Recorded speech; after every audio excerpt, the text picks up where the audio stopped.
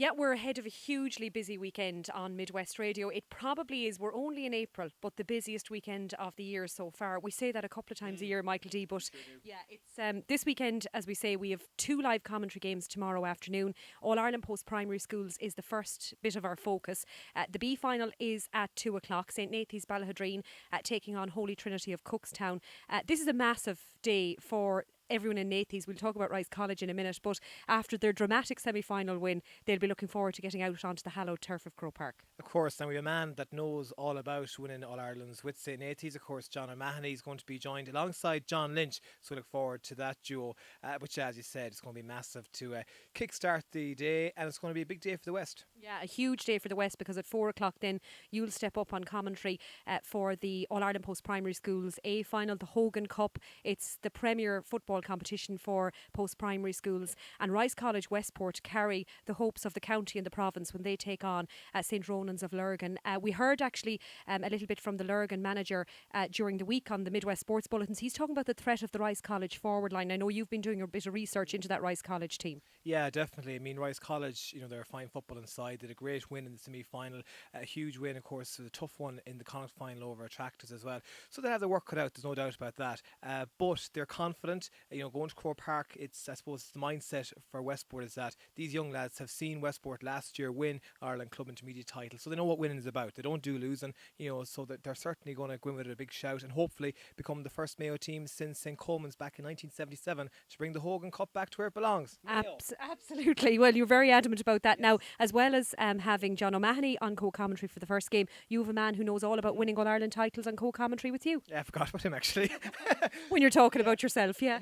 Oh, thanks. I know, Brian McDermott, yeah, as we said about Westport winning the intermediate title last year, Brian was the captain, and we'll look forward to working with Brian tomorrow, and he'll know an awful lot of these lads as well. He gives us a great insight into what it's all about being from Westport, and we'll also as well get the opinion from Austin Garvin, who's going to be there for both games watching it as well, so we'll get Austin's thoughts as well. Yeah, Austin has a great expertise of underage football. A former minor manager in Mayo himself, has watched all of these colleges' games up to this point, so he'll have a great knowledge on that. So that's 2 and 4 o'clock tomorrow. Full live commentary of both games on Midwest Sport. Our commentary of the Nathies game with thanks to Mihal and all the gang in first class office in Ballahadreen.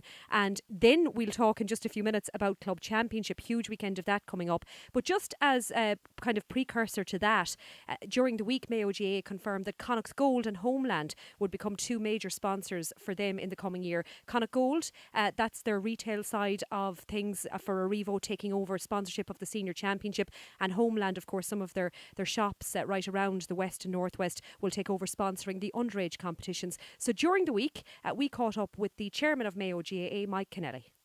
Yeah, absolutely. Arrivo has a lot of business in Mayo, a lot of shops in a number of towns, and we're absolutely thrilled that they've come on board with us in our senior championship this year. And for the underage as well, it's for from under 14 right up to minor level, and we are thrilled to have Arrivo on board. And they've been very good supporters of Mayo GA down through the years, and it's an opportunity. They have progressed with rebranding themselves, and it gives them the opportunity as well, to get their name out there, within Mayo in a big way. And they've joined us. We're probably the biggest sporting organisation in Mayo, and they are probably the biggest, they're the biggest dairy company in Mayo as well. So it's a very, very good partnership, and we're looking forward to it. Yes, that was Mike Kennelly talking about the new sponsorship deal with Arrivo, Connacht Gold and Homeland, and the Club Championship weekend that's coming up as well. Cormac O'Malley joins me. Cormac, it's earlier than usual, but I'll tell you, it's some weekend ahead. Yeah, it certainly is, Angelina. I think, we've talked about it before, that it was expected to be at the end of Mayo's run in the championship, but it got brought forward to the club-only month of April. But it's two rounds of the league done and dusted for teams. They've very much an eye on the first round of the championship. It's massive. It could shape the summer for a lot of teams, a lot of clubs and a lot of players, whether they're going to America or not. But this weekend is massive for everyone involved. Yeah, it absolutely is. Now, we have 16 games between senior and intermediate over the course of Saturday and Sunday. Just looking at some of Saturday's games, I mean, the Group 1 clash of the Mitchells and Ballina Stephenites stands out for the old kind of rivalry that was there between the two towns. The Mitchells obviously reigning champions, looking to kind of push ahead, I suppose, again this year. But Ballina will love to see them come and come at them with everything that they have. Yeah, it's funny that you talked about the two towns. I just noticed, Castlebar Celtic obviously have a Connacht Cup semi-final. Castlebar Mitchell's in first round championship. Ballina Rugby have a big game against Bandon. Ballina Town are playing Super League. Ballina obviously in this championship game. So big weekend for the towns in that. Last year Ballina got the upper hand on Castlebar for the first time in a few years in the group stages, the last group game. And I'm sure Castlebar will be looking for a bit of revenge on that. Ballina are missing a few players. Sean Regan out with an injury which hurts the Mayo hurlers as well as the Stephenites footballers, but it'll make for an intriguing game. Castlebar, the holders, the reigning champions, the ones that never needs to knock off the pedestal, but it should make for an interesting game given that Ballina are bringing back a lot of their county players as well. Absolutely, yeah, and the county players will be featuring. Charlestown and Knockmore promises to be an interesting one. Charlestown maybe haven't kind of kicked into their top gear just yet as regards the opening 2 rounds of the league, and Knockmore were defeated by Ahamore for the first time in a long number of years in the league as well last a couple of weeks ago. So it's going to be an interesting one, this. Yeah, I suppose Ahamore have got off to a good start with 2 wins over North Mayo teams in Ballina and Knockmore. But these two teams know each other very well when it comes to championship. Charlestown and Knockmore, they've often battled over the last couple of years. You'd always fancy Knockmore given how well they've done recently, and they'll feel they left themselves down last year against Castlebar in the quarter final. But that'll be an interesting one. Last year Knockmore started their championship with a draw. They'll be hoping, despite being away from home, to open with a win this time round. Absolutely. Then Group 3, Hollymount, Carramore and Claremorris, local derby. We don't need to say much more. Yeah, I was actually talking to someone from the Hollymount Carramore club during the week, and they were saying, despite everything that's gone on with the club, and we don't need to rehash that, but when it comes back down to matters, it's all about football. They don't need to, be brought together for the clash like this. Claremorris, they'll be loving a chance to get at Claremorris, and it should be a big crowd there at this weekend, and it probably promises to be one of the most interesting games of the weekend. I think so, yeah, definitely Saturday evening. Davits and Ballintubber, another interesting one here. Davits are at home, Ballintubber are always there or thereabouts. Yeah, I suppose Davos over the last few years have been in and around the relegation zone, and they'd love to get a good start this time round to put them on the front foot. Colin Boyle obviously driving the team on. It's going to be very difficult against a team like Ballintubber. Alan Dillon, by all accounts, was outstanding at the weekend in their league clash against Ballina. And then, you add in the O'Connor brothers to that mix.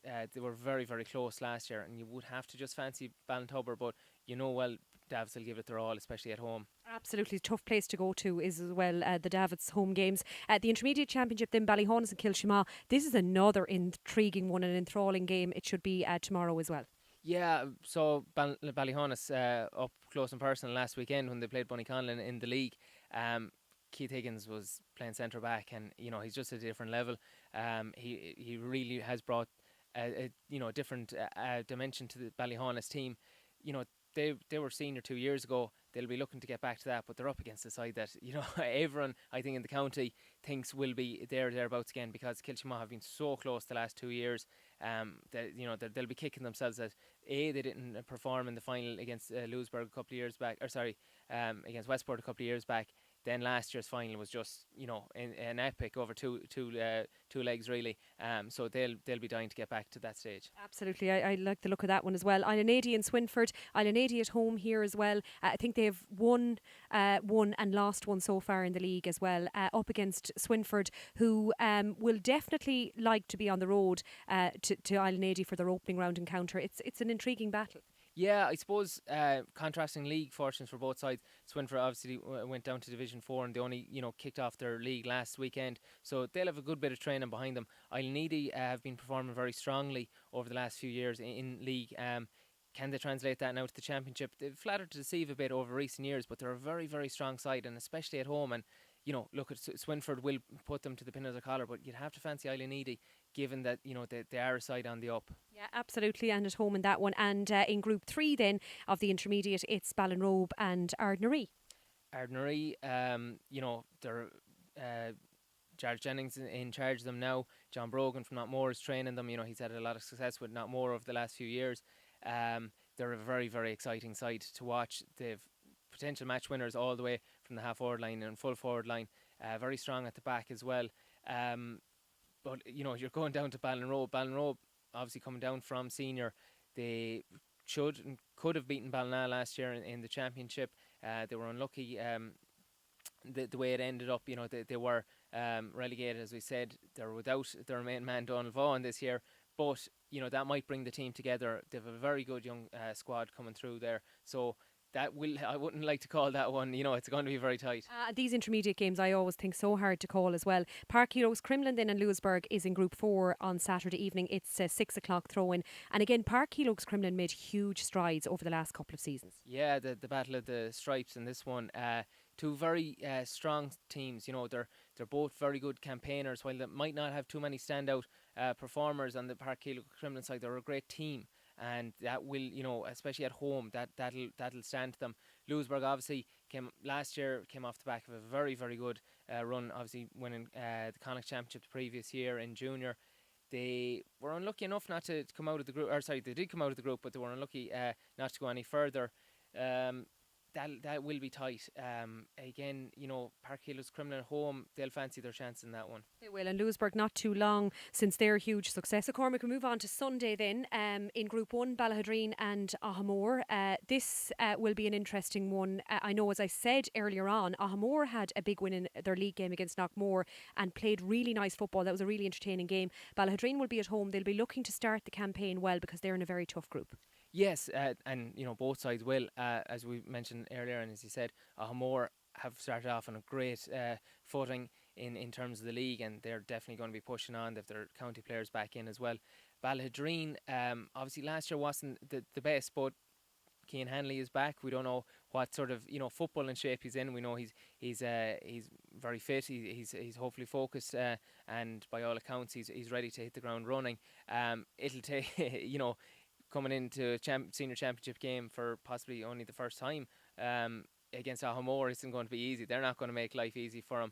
But with Andy there, beside him, I think, we could be pleasantly surprised by Ballahadreen this year. Yeah, and I know Keane has gotten a couple of halves of league football in as well, and the ball handling skills for the round ball are getting better and better all the time as well. Group 2, Baholamoy Davits and Gary Moore. Now, this could be an absolute cracker. I'd say this could be a real battle. Yeah, that's a great group because, as we know, Knockmore and Charlestown are in that as well, and that's a really, really exciting group. I think round 2 is Moy Davits and Knockmore, and everyone has one eye on that one. But Moy Davits at home, senior again. They've often talked about last year that they really want to be a senior club, and I know Brian Reap talked over the Christmas, when he was picking up a few awards, that he wants to challenge at that level. They want to be strong. They don't want to go straight back down. I think they'll be very, very focused on this. I mean, this time last year, Moy Davits, were almost without or just had got a manager in. They were a bit all over the shop. It's a completely different story 12 months on. They're they're hosting Gary Moore, who and themselves had a great run last year, and we'll be hoping to push on from that. So, as you said, that group itself is probably the best group in the senior championship this year, but it could make it a cracking game. Yeah, I think so. I think that's a standout one. Crossmolina and Westport then. This is an interesting one as well. Crossmolina, I don't think we've seen the best of them yet. They'll be the first to admit that. I know we've only 2 rounds of the league down. And Westport might fancy going down there and doing a bit of a job or a bit of a number on this one. Yeah, I suppose Westport may be distracted somewhat by the Rice College involvement in the All-Ireland schools final, as we talked about earlier with Michael D. Might be a blessing in disguise in that if they win, there's the bounce going into it. But Westport are now, they're an established side, and they've won the Under-21 A Championship at the end of last year. They're, they've a high-profile manager in. I'm sure he's done his homework as well on Crossmolina, who have been conceding goals, but this one is going to be interesting. I think we could see, the start of the Westport run. They'll certainly be going down. It's a big wide open pitch across Crossmolina. It depends on the weather, but I think Westport will be eyeing this one as a possible victory.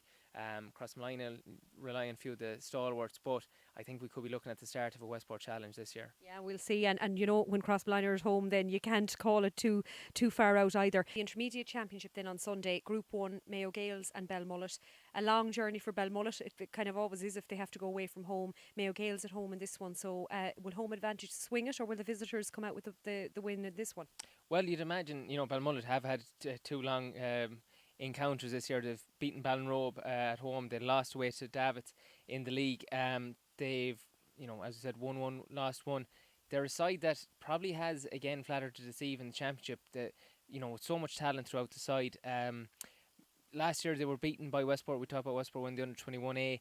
Balmullet were beaten in that final last minute. You'd hope that they'd push on from that, and consign that to the past for this year. But it'll be tough. Mayo Gales have had an up and down league as well. They hammered lost to Lewisburg, hammered the Neil in their second game. Adam Gallagher's back now. He was injured when they got knocked out of the championship last year. So, it'll be a tough one. But, back there in Balmullet, they always seem to do well at home. If they can get the scoring boots on, I think that'll be Balmullet's game. Okay, that's an interesting one. Bunnyconlon at home to Burshul. Should I get independent analysis in on this one? Are you just going to say Bunnyconlon for the sake of it? No, I'm very independent. Now, the funny thing is with this game is that the two sides have already played each other first round of the league. Burshul came out on top in that one. They got a great start now. They were 1-5 to no score up after 8 minutes, which really gave them the aim in many respects. Bunnyconlon, now, we learned a bit from it, hopefully. Two sides played last year in the first round at the same venue. There was only a point in it when Burshul got a goal and injury time to win by 4 in the end. But, there's not as much between the two sides as perhaps the scoreline in the league would suggest. Look, it hasn't been an ideal start for Bunnyconlon, but, put the head down since then, and look at the weather conditions over the last few days will make it difficult. When we played them last year in the championship, the sun was splitting the rocks. This time around, it could be a very, very muddy pitch. It's a completely different style of football in that regard. Burshul are a very good side. They have Jason Doherty back as well. I'm not going to make a prediction on it, but it'll make for an interesting game. Yeah, well, we think if Young O'Malley is brought on at any stage in that game, it'll make a difference for Bunnyconlon. Castlebar Mitchells and the Neil in Group 3. The Mitchells, it just goes to show their strength and depth. They do have a team in the Intermediate Championship as well, that they acquit themselves very well. They're at home to the Neil. Yeah, and I suppose sometimes it depends on when these games are played for B teams, but Castlebar, the fact that they do have a B team, they're the only club competing at that level. As you said, it shows how strong they are.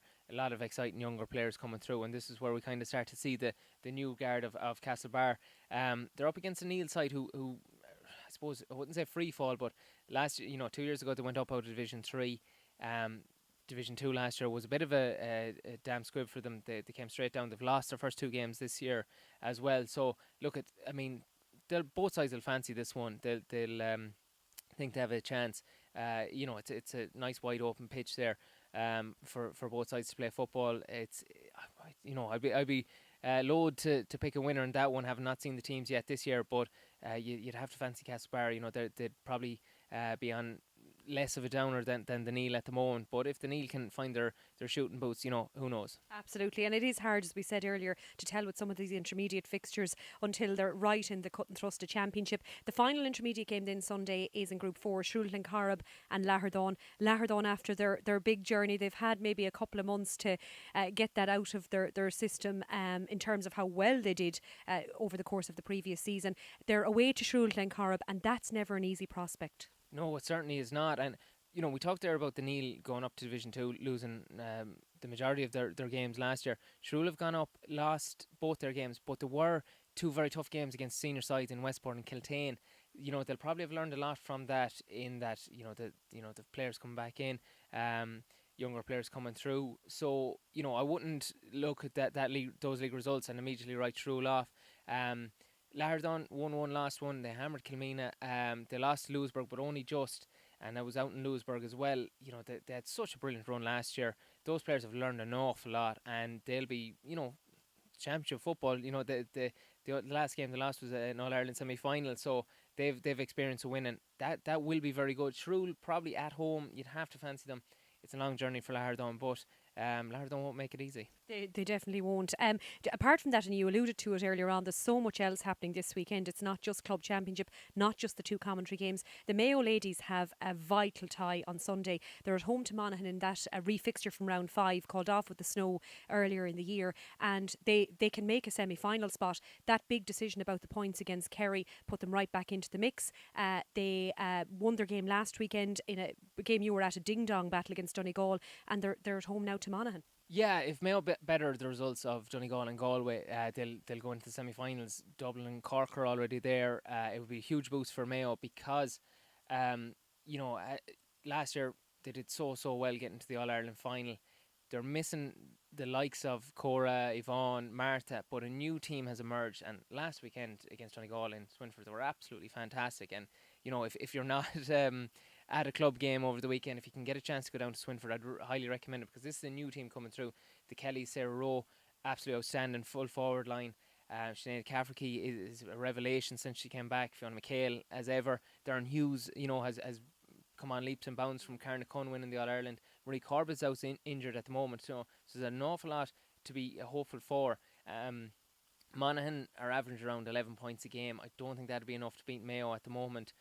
Although Mayo hadn't been scoring that highly up until last weekend, but I just think with the newfound confidence, as you said, of those 3 points from the Kerry game, the Donegal win, knowing a win will put them into the semi-final. I think that Mayo will have the advantage in this one. Monaghan have only beaten the 2 teams below them, Westmeath and Kerry. It's going to be difficult for Mayo. Monaghan always put up a very strong showing, but I think the confidence of Peter Leahy's side will carry them over the line this time. Yeah, absolutely. We're going to have updates on that one as well. Apart from that, then, there's a full programme of fixtures in the Elvery Sports Super League, Castle Court Hotel Premier League, 3-Store Ballina League 1 and Killeen Sports Ground League 2 on the Mayo League soccer scene, but also, of course, 2 huge cup games, the TP Brennan Connacht Cup semi-final and Shield semi-final. Both have Mayo teams in them. Castlebar Celtic, they're at home to Carbery. I really fancy them for this one. Yeah, I mean, Connacht Cup semi-final at home, you couldn't ask for better. They're up against a very, very strong side in Carbery. Carbery have won 12 out of 12 in the Sligo League so far.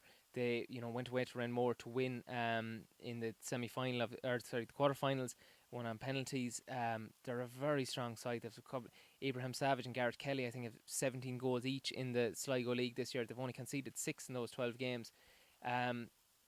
Castlebar last weekend, I was there when they played Ballinatown. With 1-1 draw. Ballina probably had the better of the chances, but Castlebar yet, they hung in there, shows their competitiveness. When you have the likes of Stevie Ryan, who was on the team back in 2003, I think, when they won it last, still there. They've Hunt, O'Boyle. There's so many, strong competitors and class footballers really there. I know last weekend the pitch in Celtic cut up a bit during the game with Ballinatown, and it didn't help either side's passing. Now, normally Celtic Park is a carpet. You can't blame the groundsman for the weather in this one, but it could have an effect on the game on Sunday. But I definitely think Castlebar have a real shout of getting to a Connacht final again. Yeah, I think so. I think especially every time we talk about cup competitions in local soccer, the home advantage counts for so much. We can't overemphasise that. Now, Swinford are the other side of it, because they have to travel away in the Shield semi-final to Colemanstown United. It's a 2:00 kick-off Sunday as well. And again, it does make it difficult when you have to travel away, and the cup is such an unknown entity, because sometimes league form can go out the window. Yeah, I mean, as we said, with Mayo teams, the league has only just started. Swinford are only back into the swing of things, really. They've had, obviously, over the winter, they played the Connacht Cup, the Shield. A semi-final is a semi-final at the end of the day, and Swinford will really hope that, that can give the players confidence to push on. I think, Colemanstown will be difficult. Again, they'll have the support. They're in, near the end of their season, which might give Swinford, a bit of an advantage in fresh legs and that.